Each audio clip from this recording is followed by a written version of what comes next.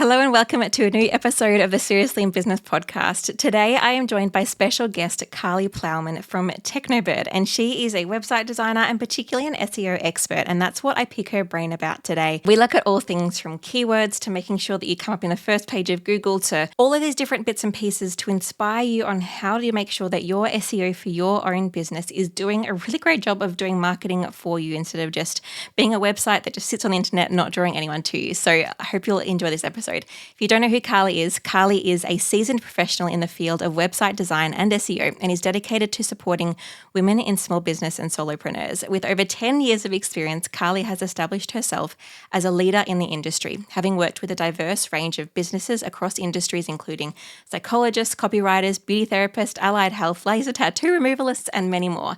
Her business, Techno, serves as a platform for empowering business owners with the knowledge and skills necessary to thrive in the digital landscape. Her commitment to empowering entrepreneurs, combined with her technical expertise and genuine passion, has solidified her reputation as a trusted advisor in the world of website design and SEO. So let's dive into this episode.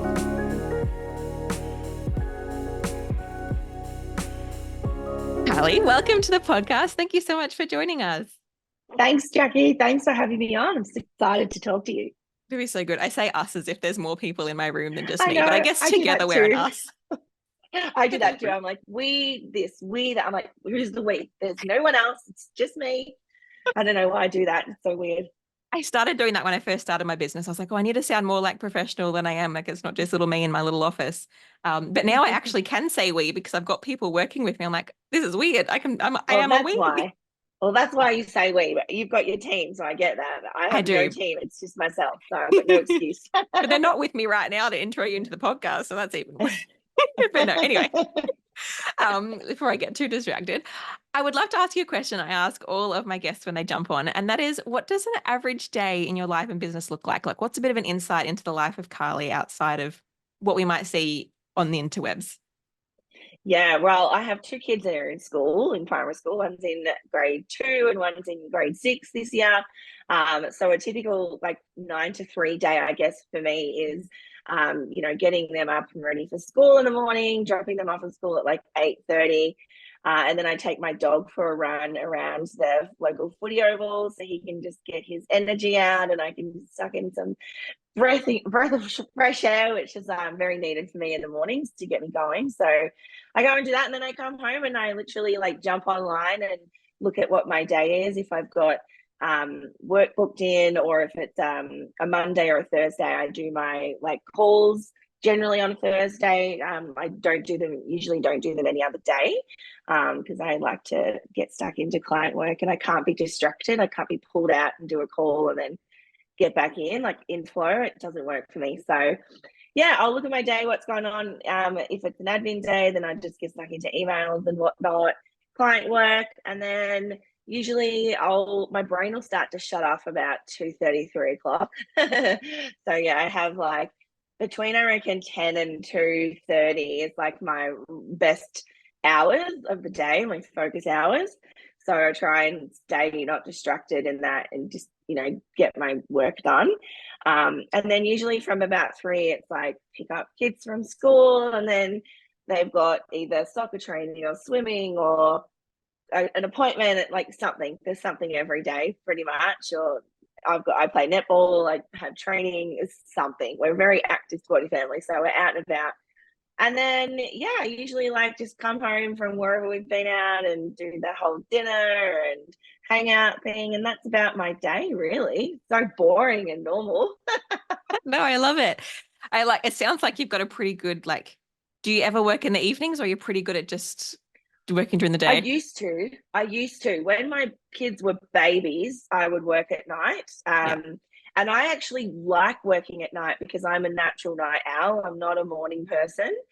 I wish, I see people doing the whole get up at 5 and doing 2 hours of work before the kids wake. No, doesn't work for me. It just, I will try, but my brain just doesn't switch on. It just goes against every natural fiber in me. So, but I'm a natural night owl. So I used to, when they were babies, I would work a lot at night. And I loved it at the time because, their dad was home and I had no distractions. And, I'm a weird person. Like, I like to work when I'm not meant to work. Like I understand weekends. that feeling. Yep. Yeah, I don't know what it is. Like public holidays, I'm like, yes, I'm gonna work all day. It's because, like, You for me, I feel like no one's going to like be expecting me to work, so I don't need to yes, get stuff done. So all I'm doing in that day is day or night is getting ahead. I'm just in a yes. getting ahead mode. It feels so good. So productive on those days. I don't know. I'm not really built for the 9 to 3 work life, but I have to do that because kids in school. But no, I used to sometimes, like if I'm really busy or really into the project I'm working on, I will sometimes jump online and work at night, but nowhere near as much as I used to. Like I love going to bed at night and watching Netflix and just watching TikTok and chilling out. And I still won't go to bed to sleep till like 11. I just can't. It's not in me to go to bed or sleep earlier than that for some reason. But just being in my bed and chilling and having no one need me for anything is so nice. Oh, that Yeah. does sound nice. Cool. Amazing. So thank you for sharing that insight. I love just hearing what it's like for people. Because I'm like, oh, but one day I might get to that kind of working not at Yeah. nights all the time when I've got kids all in school. Yeah, So that's mine are older exciting. now too, so they're very kind of independent. Like they get themselves Yeah. up in the morning and get their own breakfast and get themselves ready for school. And they've reached that point where they don't need me to do everything for them, which I've trained them well, obviously. So yeah, it's definitely such a different time in parenthood and workhood for me. Like they're becoming really independent people, not needy little kids. So Yeah. it's really interesting. Yeah. Yeah. Different seasons, hey. Yeah. Okay. And so you're obviously a designer and a website and a SEO kind of extraordinaire. What inspired you to, I guess, firstly get into that field and also work with who you love to work with?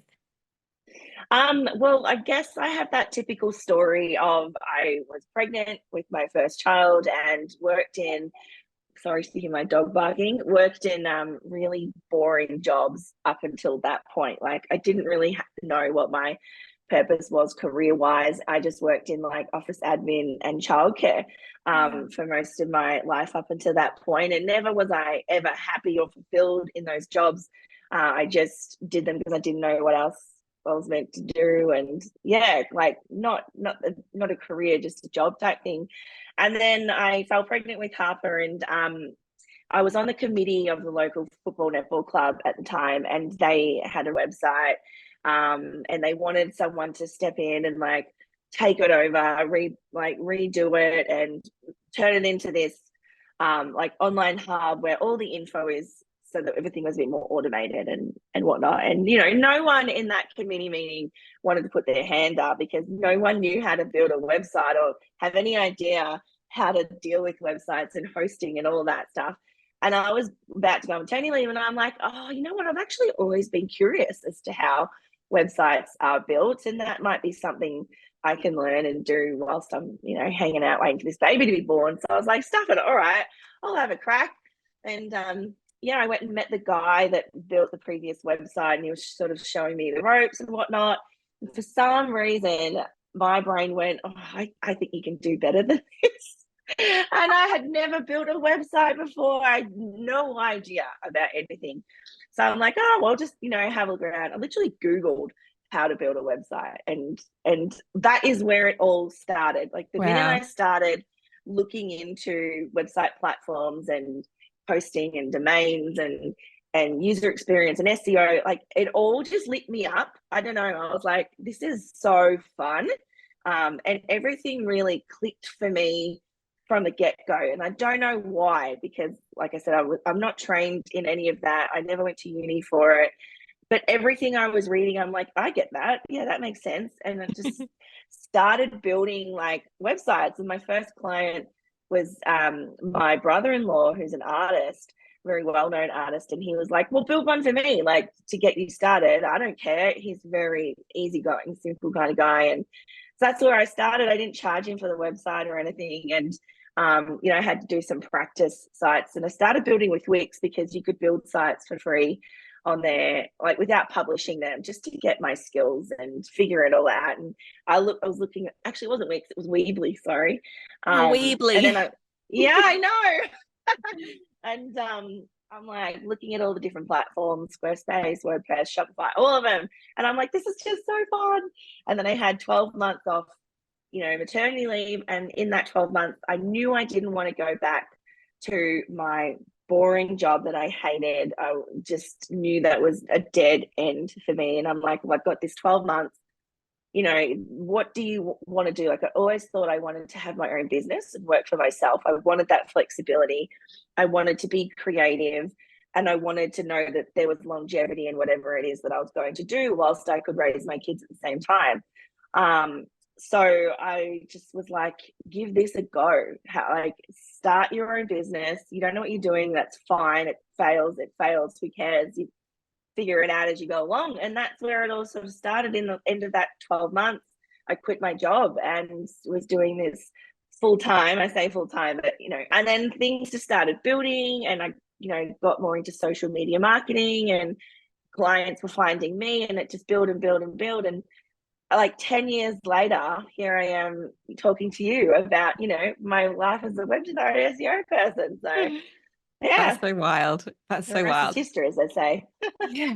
And like, yeah, I just love that you just found the thing that clicked with your brain and chased it. That's really beautiful. Just found me, I guess. It's so Yeah, corny to say, but it really did. that's really exciting. Congratulations on finding that 10 years ago. I'm glad Thank that's brought you. you to this point. Me too. Okay, I'd love to chat a little bit more about SEO and I guess the impacts of that on particularly like women running their own small business and trying to do website stuff and all that kind of stuff. I've done a podcast touching on this a little bit for anyone listening for episode 141 with Nikki Hamilton. And I want to dig into this a little bit more with you now, Karlie, in terms of like, what is an impact of, okay, firstly, what is SEO? Mention that in your answer. And secondly, for someone who might not know, what's the impact of good or bad SEO on someone's business and their website? Right. So yeah, SEO is one of my favorite subjects to talk about. And I actually was talking to Nikki yesterday on her podcast as That's well. so So this is funny. a great week for me. I know, she's the best. I love her so much. So SEO is literally like, I'm someone who likes to dumb it down, I suppose. At the end of the day, SEO is called search engine optimization. Search engine, let's just go with Google. There are other ones, but Google is the king of the world, obviously. And so SEO, the point of it, no matter what you do in SEO world, is getting found on Google. That is the core of what SEO is. You want to get found on Google by the people that are searching for you, whether that's your business name or your services or the products you sell.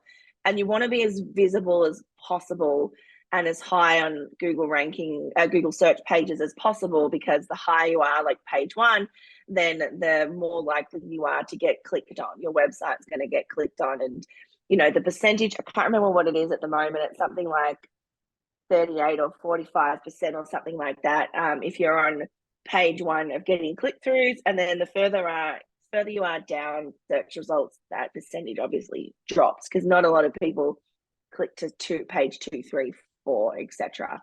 So everything that you do in your business, like SEO is so varied. Like social media marketing is part of SEO, email marketing is part of SEO. All the point of all of that is to get clicks to your website, right? And so SEO is super broad, but everyone's point is to get you off the platform, like Instagram, emails, to your website, to buy your thing, to download your thing, to sign up to your thing. So yeah, SEO is very centered around as much Google visibility as possible for all of those sort of search terms that people would be typing into Google in order to find your business. Amazing. And do you have any examples potentially of like maybe a website that didn't have great SEO and then came to you and improved the SEO, and like what good SEO can do for a business? Yeah, I have so many examples of this, because I have a lot of people come to me with this exact scenario, whether that is they had somebody else build their site but not optimize it for SEO, or they built it themselves and they didn't know about SEO, and that's okay. Like, I get that. Not everyone understands it. It's a tricky field. So yeah, I have a client that I work with at the moment who is a shutters and shade business, and he was not really coming up in local search. So he's like in the Bellarine Surf Coast area of Victoria. And his competitors, there was a few in his area or the region he wanted to target that were coming up before him. He was maybe like page 2, page 3, page 4. So he was around, but not quite there. So what we did is we looked at his website and really understood how people use the site, and looked at all the keywords and really understood what it is people were coming to him for and what they were typing into Google in order to find his business and his services. So we decided at the time, like we did a lot of competitor research, looked really deeply into his competitors, and we rebuilt his website, redesigned it, because it was really kind of oldish. Like it didn't look like a new modern current website. It was a bit dull, a bit dark, a bit poorly formatted. There was things we needed to improve there first.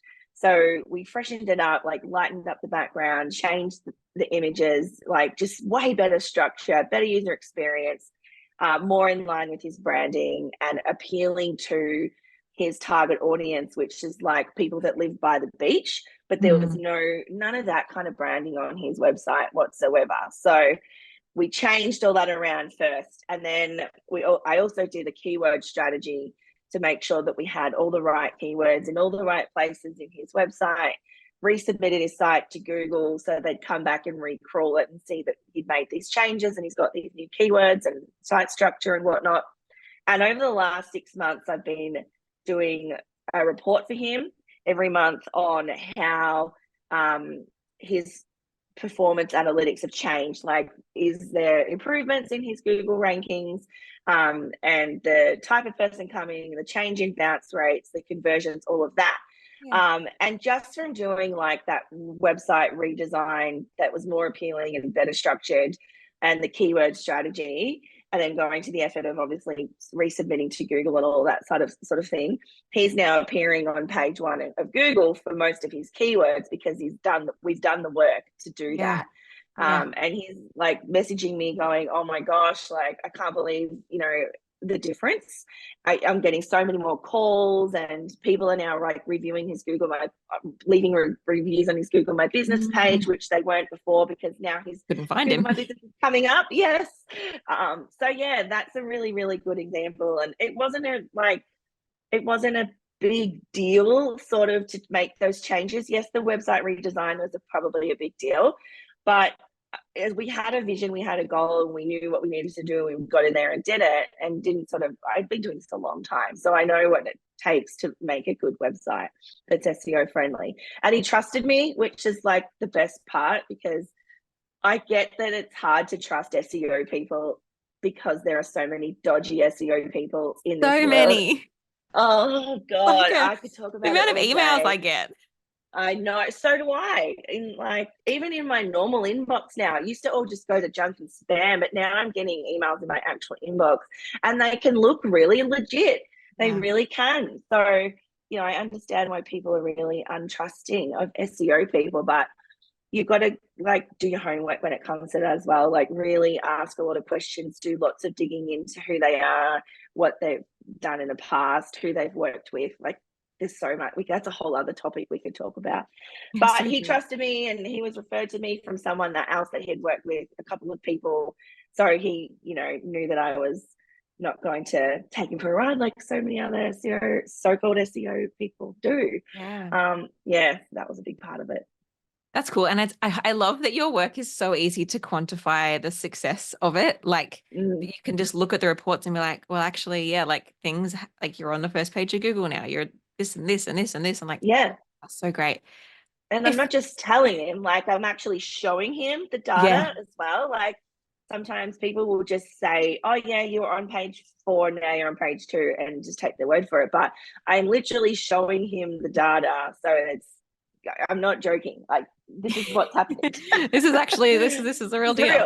Real. And so like for For those businesses, for those of us, I guess, who are maybe doing a look like maybe we've DIY'd our website or maybe we've had someone design it that hasn't really considered the SEO side of things, what are some things we might want to consider kind of foundation wise that aren't super overwhelming for those of us who are kind of new to this world? So super overwhelming depends on the person, I guess, as well. Super overwhelming to one person can mean, I have no idea what a keyword is. And then a super overwhelming to someone else might be like, my mobile site's formatted really well, but I'm not getting conversions. I don't know. There's so many different Somewhere in the middle. overwhelming feelings. Yeah. But one of the things you can do first, I think, is to talk to someone who knows what they're doing in SEO land. Um, there are some really good SEO eggs out there, and I can refer so many good ones as well. Like there's lots of us. But I think the first thing is don't think you have to like figure it out on your own as well. There are people out there that can help you. But if you're wanting to do it on your own, what I would do is just start researching also what is SEO and start learning it, even just the basics.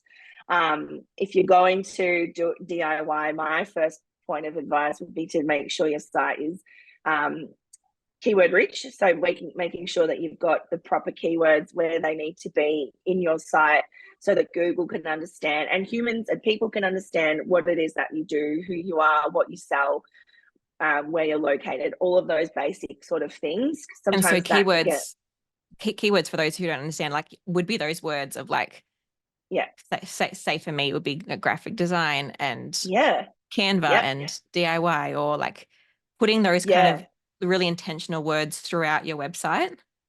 exactly. And also like looking at niching down those keywords as well. Like for Mm. example, we use graphic designer. Like if you're going to Google graphic designer, you Yep. will get a gazillion results come up and you won't know who to click on and who works for you, who's best for you and whatnot. So people are getting really specific now in what they're Googling. So they might look at like graphic designer to design A, graphic Mm. designer based in, graphic designer who can, those kinds of things. Those are the kinds of things that people are Googling now. They're being really specific and a lot of the time really want locational results as well, like graphic designer in Bendigo, graphic designer in Sydney, or even little like smaller suburbs and whatnot. So you got to look at that as well and look at the intent behind what they're searching. So are they wanting to find an answer to a question? Are they wanting to find a product? Are they wanting to find a blog post?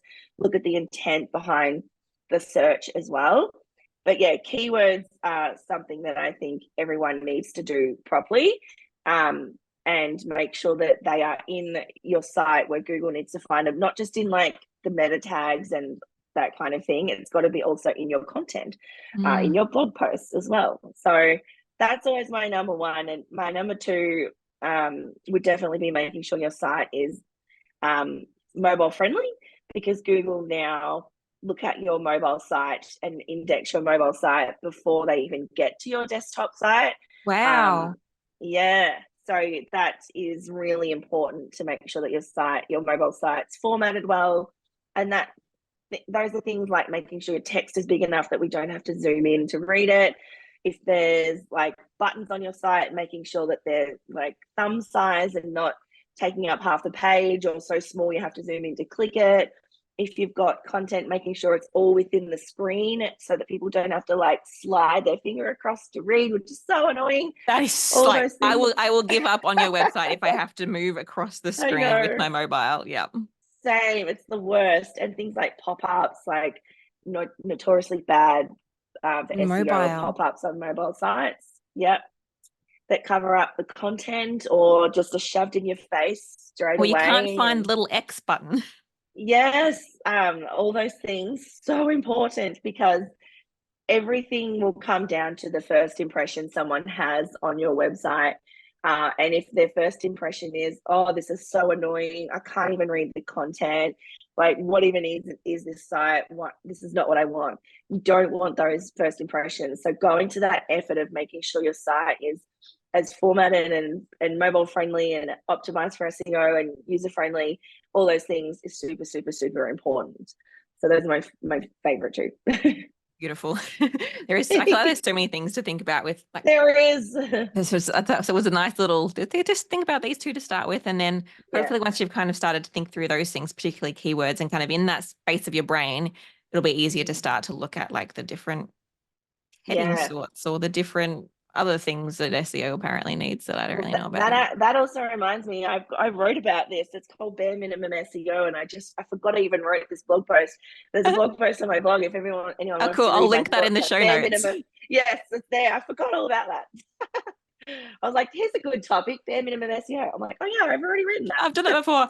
I've done that before that. with like a YouTube video. I literally recorded the exact same video that I'd already done, and I got to Oh, like assigning it to my team to kind of upload. I was like, I feel like I've written this YouTube description before, and I was like, you goose, Jacqui, you literally uploaded this like 4 weeks ago. I was pregnant at the time, so I'm going to blame baby brain.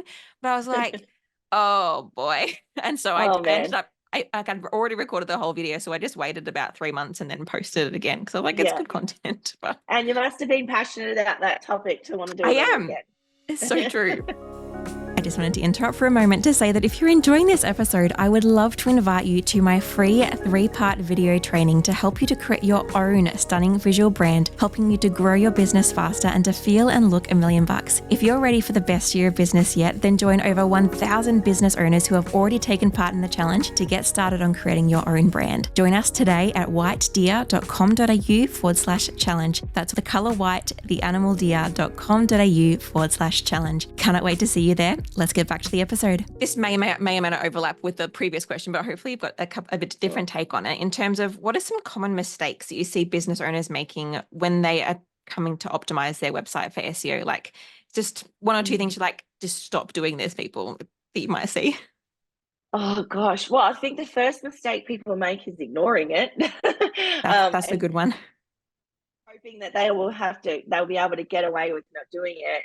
That's the biggest one. And I get why people kind of want to go down that road of ignoring it, because it can be really overwhelming and there's lots of information out there on what you should do, what you shouldn't do, what platform is best, and all this kind of stuff. Like, I get why people just go, too much. I'm just going to hope for the best. But I guarantee you that's not going to get you anywhere good. So yeah, the biggest mistake, one, is ignoring it. And then two probably is not asking for help as well, and thinking they have to do it all themselves, and that also leads into you then ignoring it. And then I think, the third one definitely would be not doing the keywords. I often get people who will write their own websites, which is fine sometimes. If you're writing your own copy on your website, then and you're not a copywriter and you're not fully understanding the importance of keyword placement, for example, and internal linking and that kind of thing, then I'll often have to give that feedback of like, there's either not enough content going on, or the content is not appealing to your target audience for X, Y, and Z reason. I'm not finding the keyword in the meta tags where they need to be. And then, I know it's like another cost, like copywriters cost money, like there is money you've got to output here for this kind of stuff, but in the long run you're going to benefit so much. Your ROI is going to be so good if you invest in proper website development and SEO people and copywriters and all that kind of thing. I mean, I'm all for people DIYing, absolutely, and I get that some people just don't have the budgets and they're starting out from scratch. I understand all that. I was the same. I started out from scratch and had no money, no idea, no clue. And I've had to figure it out for myself as well and get advice from people along the way and whatnot. So I totally understand that.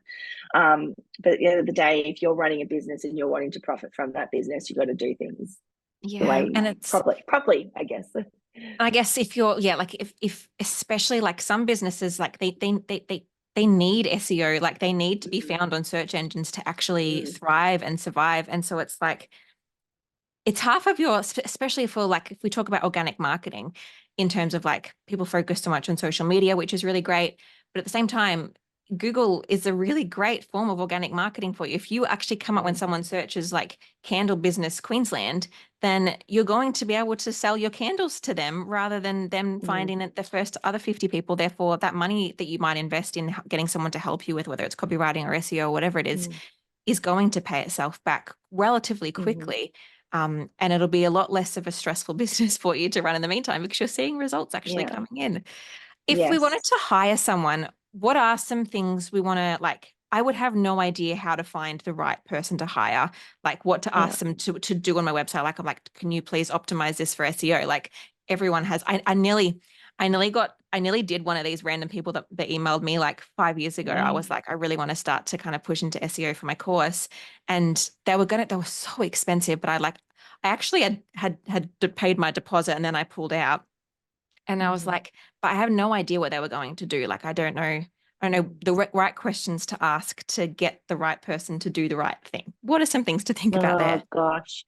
Oh, it can be so scary because, you know, there are so many SEO agencies, consultants, and whatnot, and they all kind of niche in their own preferred area. Like, I don't do all SEO, right? I don't Mm, do off-page SEO. I don't do like backlink strategy, and I don't do social media marketing. I am all about the on-page. I'm all about website optimization and keyword strategy. That is my little SEO corner of the world because that's what I love to do the most. But if you're going to outsource or reach out to someone, then I actually like look on Instagram first before I even go to Google because I they know how to get found on yes, SEO. yep. So I would like to go to Instagram and look for SEO consultant or SEO expert in the search, and then go and look at the SEO consultant people profiles. Watch their stories, look at all the content that they're putting out there. You got to go sometimes off your vibe. I'm a vibe person, a little bit woo woo sometimes, and I'm a very big vibe and energy person. But like looking at, you know, the things that they post, talk about their clients, and then from there, if you're like, right, I think this person, I understand what she's saying. She seems like to know what she's doing. She's posting all this stuff about her client's success and how she operates and her results. That kind of thing gives you good vibes.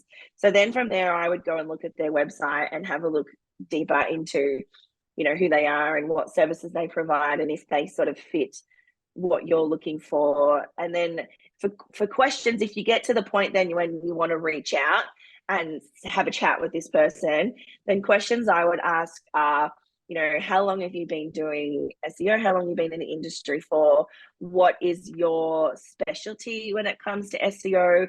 What are the type of clients that you've previously worked with, and what kind of strategies have you put in place for them? And am I able to see like some examples of strategies that, or they're probably not going to give you like client strategies, but give me some examples of a strategy you might implement for someone in my industry. Look at results. Ask them if they have anything they can look at in terms of results, like if they have been able to increase traffic or conversions, and how they like really don't be afraid to ask those detailed questions, because of that whole, there are so many bad SEO Mhm. people out in the world and will take your money and tell you nothing and not include you in the strategy, or they'll send you like just a sheet of stats and say, yeah, cool, we're doing all these things, here's all the keywords you're ranking for, but those keywords might just be nothing keywords, or give you a list of backlinks that they went and got for you. Yeah, really, like, don't be afraid to ask lots of questions, like I just explained as a starting point. Yeah, Yep, those are some really good tips. good. Thank you for sharing that. Okay, Sure. bit of a change of tact now. What Mhm. have you noticed? You mentioned this a little bit. And I forgot what you actually said earlier, but what are some like shifts with SEO? Oh, that's what you said. Hold on, I'll get there.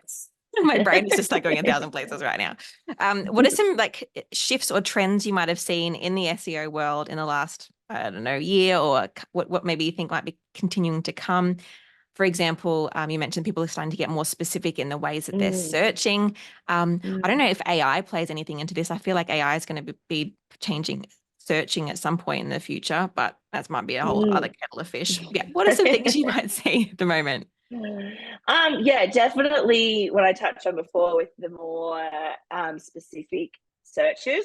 They're called long tail keywords. So gone are the days now where somebody will just type in graphic designer That will say graphic designer for, graphic designer who, graphic designer in, graphic designer that.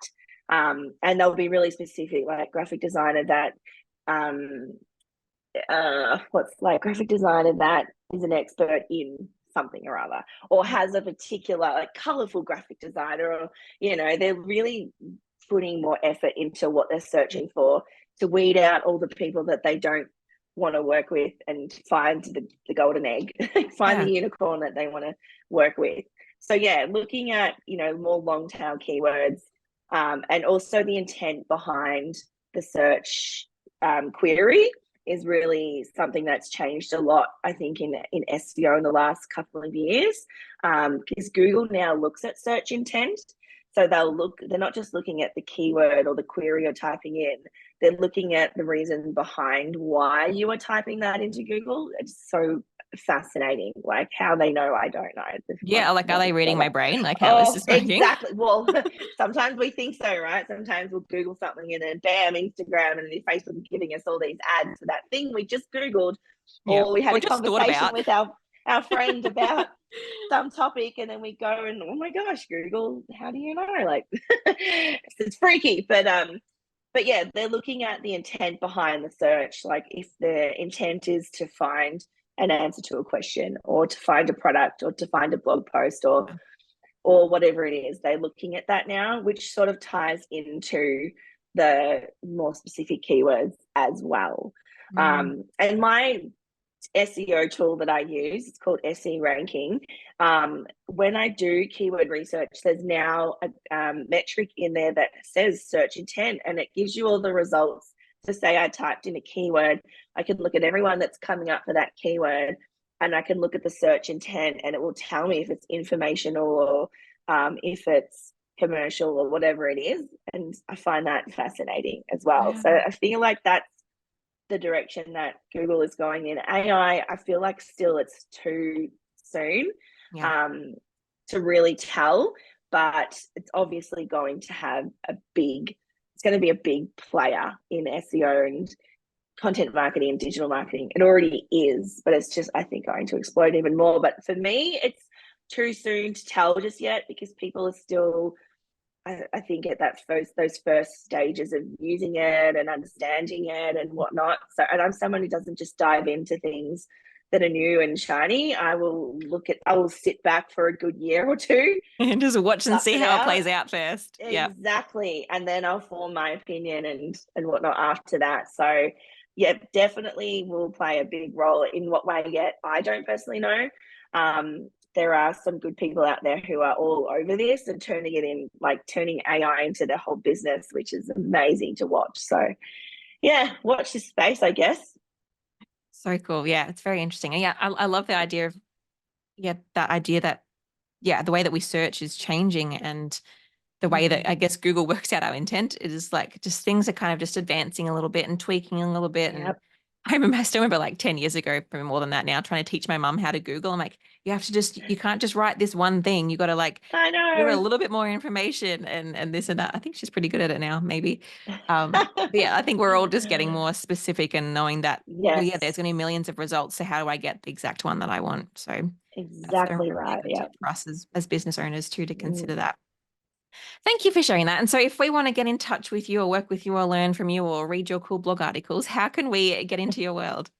Yes. So I've got lots of blog articles. Blogging is big on my agenda this year, and it has been for a while, but this year even more so. My website is thetechnobird.com.au, and that's thetechnobird.com.au. And Instagram and Threads, I hang out on a lot. I'm really enjoying Threads, loving it. So yeah, you'll find me over there, both at Technobird. I do lots of stories. Come and say hi. That's where I'm hanging out the most. Perfection. Thank you so much for joining us, and thank you for all of your wonderful insights. I've really enjoyed our chat. You're welcome. Thanks again for having me. So thank you for joining Karlie and I for that episode. I hope you found it as useful as I did. Off you go and try to do a few more things for your SEO. Get that working a bit better for you, and don't be afraid to outsource and get that done really, really great from the start, especially if your website could be one of the best tools for drawing in new clients and customers to your business. So thank you for joining us, and I'll see you next week for another episode. Bye.